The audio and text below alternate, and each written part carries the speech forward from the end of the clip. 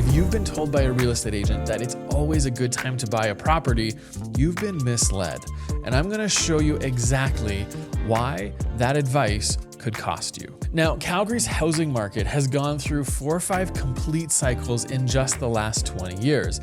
And most agents will tell you that it's always a good time to buy. But the truth is, timing absolutely matters, just not in the way that you think. Now, my name is Chamberlain, and our team has helped over 3,500 families over the last 20 years buy and sell real estate here in Calgary. And so we've actually guided many clients through all of these changes. So if you want to see exactly where we are at in today's market, I'm going to include a link to our latest monthly market update, which is right in the description below, or you can get it in the QR code. Now, here's what we're going to talk about today. So I'm going to walk you through each of these cycles. I'm going to share some shocking stats between affordability against Calgary, which I was utterly shocked when I saw this. And I want to, more importantly, reveal how to use this data to determine your personal buying strategy for 2025 and 2026. But first, I just want to say I am glad to be here with you, and I hope you are as well. And I want you to know something that most agents are not going to tell you. And that is, different types of buyers actually benefit from completely different types of markets. And understanding this changes everything on how you end up purchasing a property. Now, let me show you what I mean. Looking at this data on this chart that you can see on the screen, this is an average, quarterly average prices all the way back to, I think it's 1980 something. I don't actually know the date. I forget it, but it's late 80s, mid 80s, right in there. And so it's around 1987, I think it is. And this is it's really interesting. And I know average prices are not the best barometer of what the market's actually doing. However, when you're pulling historical information and charts and data from Calgary Real Estate Board and all of that, they did not keep track of benchmark prices back in the 1990s. There was no such thing. So we're gonna have to kind of splice together some data, some information to kind of give us a full picture. But in here, you can see what I did is I also found the years and months that I was able to pull total inventory for that month from past market reports. They're on this chart here. And you can see one thing that I was really surprised by right off the bat was back here, and I think it was roughly 2008-ish, 7-ish, we had nearly 15,000 listings in Calgary. And here we are over here today, we're sitting at 6,700 listings. The markets were so flooded. This was 13 something, high 13s, mid 13s, in 2011 and 12, right? So perspective is everything. Context is everything, right? But when you kind of look at this, and I'm going to talk a little bit more kind of the 2005 to 2020 and then up to today. But when the market was slower with more inventory, and what I'm talking about here is in 2014, as the inventory was climbing from 2014 onwards, that's actually ideal for buyers who don't want to compete with multiple offers. You have time to think, negotiate, find exactly what you want. The catch? Well, you need to be planning to stay long-term because your home's value might not increase immediately. Now, on the flip side, when the market is heating up, back in 2005, 2007, which was right in this range here, when the market was jumping like crazy, we saw prices jump 78%. Or in 2020, from right here to 2025, with our current 41% increase, you're gonna be competing with other buyers. And I've lived and helped clients through both of these cycles. And let me tell you, it is a completely different market than what we are heading into. So if you don't want to compete with people, then you shouldn't buy in these markets. But here's what's appealing in those hot markets. If you have a home that you're selling, their value is going up. So you're creating equity as you're home searching. And so there's this kind of two different scenarios of different types of buyers. Do you want to not compete and possibly have a flat market in the future? Or do you want to compete with lots of buyers and probably see some pretty good price increases? Now there's different types of fears involved in there too, right? the markets that are driving up so fast, there's a lot of fear of missing out, a lot of FOMO. But then when we're getting into the market like we're walking into right now, and that's kind of like some of these time frames right here, where it was for the most part kind of flat, not so much here, right in these areas, right? When we had flat markets, those time frames, there's a lot of fear of overpaying. And that's where a lot of clients are today. They're looking at the market going, this seems like I don't want to overpay. That's literally what our team is saying is what they're coming up with and coming up against, and what buyers are really, really afraid of. Now, understanding that different buyers thrive in different market conditions is extremely valuable. I know, because it helped me see some clarity in the data as well as in myself, because I don't like to compete for homes when I'm purchasing them personally. But knowing which buyer type you are is only half of the equation. Now, the next piece is what most people miss when they're looking at market data. Actually, there's two pieces. And the first thing I want to show you is around affordability. And we've talked about this before on the channel, but this is the latest Q4 2024 affordability from RBC, the Royal Bank of Canada. And as you can see, Calgary is sitting at 41% of the median household income go towards ownership costs of a property. Whereas Vancouver's sitting at 92, Toronto's at 70, Edmonton's at 33, so it's less than Calgary, Ottawa's and Montreal's, and just across Canada overall is 55%. That's great, Jared. What do we do with this? Well, here's where the shocker comes in. Did you know that in 2007, Calgary was actually more unaffordable than Toronto? Yeah, look at this. I didn't believe it either. So if you look at 2007, right here, this is the 2007 range for Calgary. Here is roughly the 2007 range for Toronto. Calgary's numbers, when you're looking at this, was approximately probably at the high, like 48%, but really it was kind of between this 40 to 50%. And Toronto, at the high, it was actually like, I think the highest here when you did the numbers was about 45%. Calgary and Toronto, there were probably months when Calgary was more unaffordable than living in Toronto.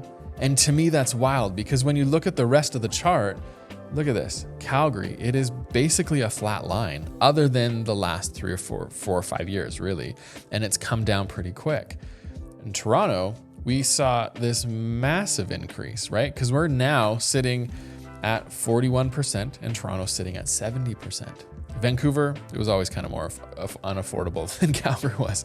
And so you have to remember, again, context is everything. So when we're looking at these average prices over the years, we were having down years when Toronto and Vancouver and other cities were having up years, okay? So I just want you to recall that and remember that. But the secret, it isn't trying to time the market perfectly. It's understanding what the data tells us about making decisions that align with your specific situation and how you want to interact with the market. So let's jump in and take a look at some of these years. Now, I pride myself in my coloring today because I think this looks pretty fantastic. So we're gonna use this chart here.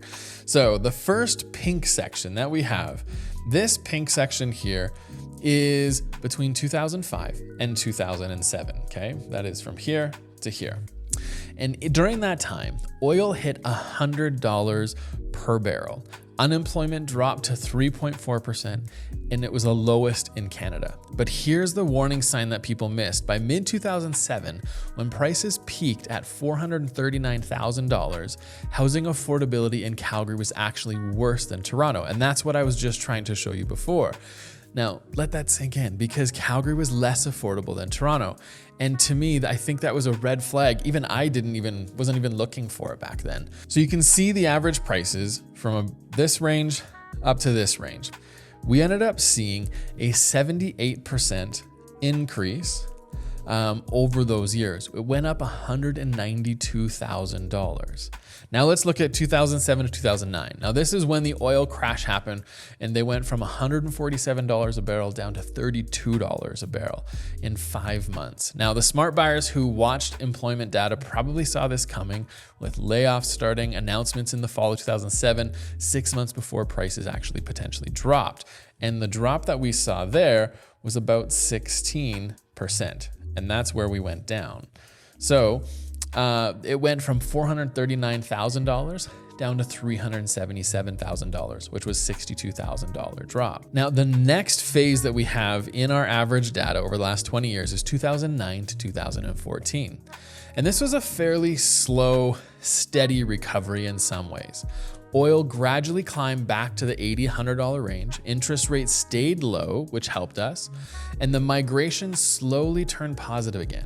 But it took until 2012, 2013 before the market actually had a little bit more momentum.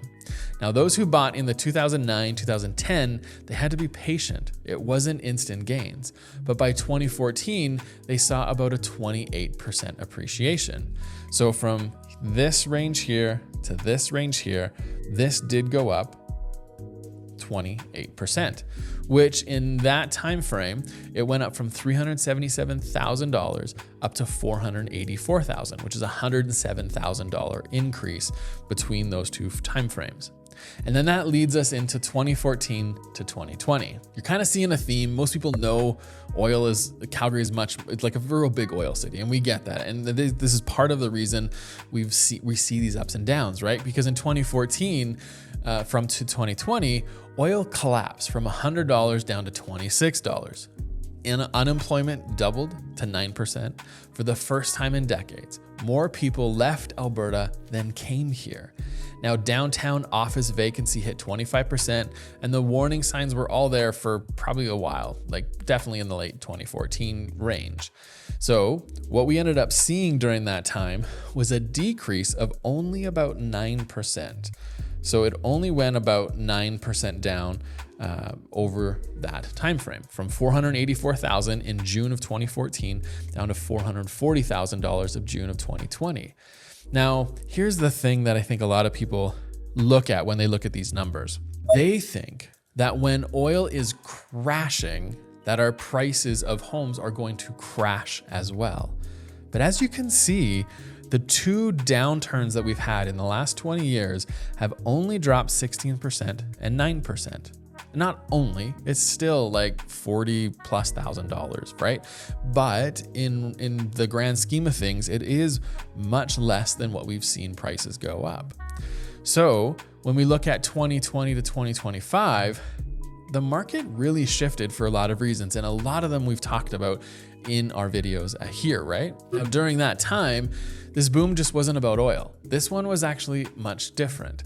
Our oil prices, yes, did recover, but the real driver was thousands upon thousands of people moving to Alberta in 1-2 year time frame. They were fleeing and getting away from the expensive cities. So if you go back to this chart here, as these cities became so expensive, right? They were hitting Vancouver. There's your 100% line. Toronto's 100% line. Like, they were hitting easy 80+% of your take home income was going towards your living expenses just for your home. And so when you're living in a place that is that expensive, people really started moving here. And over that time frame, we did end up seeing our prices jump about 41% that they went up. So that was from June of 2020 at $440,000 up to March 2025 at $622,000. Again, these are all average prices, but it helps see a pattern that you're kind of going to be looking at. But as Toronto and Vancouver prices rose quickly, their unaffordability pushed people to look for different places to call home. And that is what happened over this past little bit. So what do we do with this information? I firmly believe that as we move into the future years, like plural years, we are probably going to see not a market that is going to tank. We're not going to see a market that is going to just jump like crazy.